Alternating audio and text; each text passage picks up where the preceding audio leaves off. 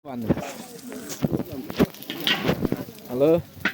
Hello गाइसहरू उहाँ एकजना लास्टै danger नेपालकै अब होइन संसार कुक भेटियो उहाँ सुँगुरमा चाहिँ खतरा सुँगुर हाम्रो च्वाचे पकाउँदै हुनुहुन्छ उहाँ चाहिँ तपाईँको नाम चाहिँ मेरो नाम चाहिँ हाडीबहादुर हो।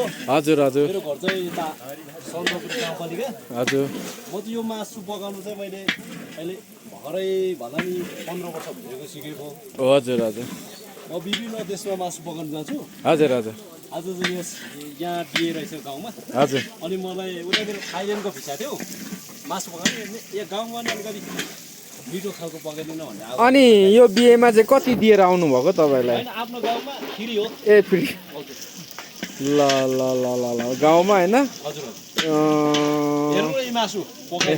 तपाईँको कुक चाहिँ राम्रो लाग्यो मासु पनि राम्रो लाग्यो मिठो लाग्यो मलाई होइन सबैलाई मिठो लाग्यो होइन कमेन्ट चाहिँ राम्रो छ तपाईँको मासुमा हो अब यो जब पाकिसक्छ नि हजुर अनि चाहिँ यसो टमाटर हाल्नुपर्छ क्या। हो टमाटर यो नखरियो टमाटर हाल्यो भने चाहिँ मासु के हुन्छ अमिलो अमिलो हुन्छ हो। हजुर हजुर अनि यसलाई टक्कै हालिदिने हजुर ल हेर्नुहोस्। ल ल ल आज बिहेमा उहाँले दामी मिठो एकदम होइन अरूको बिहेमा चाहिँ अब कस्तो भने मासु फाल्नुहुन्छ उहाँले आज चाहिँ यहाँ कसैले खानु दिने छैन। फालेन होइन त्यस्तै हो मिठो पकाउनु भयो तपाईँले आज पकाउनु भएको अघि योभन्दा अगाडि खाइयो मिठो लाग्यो हो ल धन्यवाद। ल ल ल ल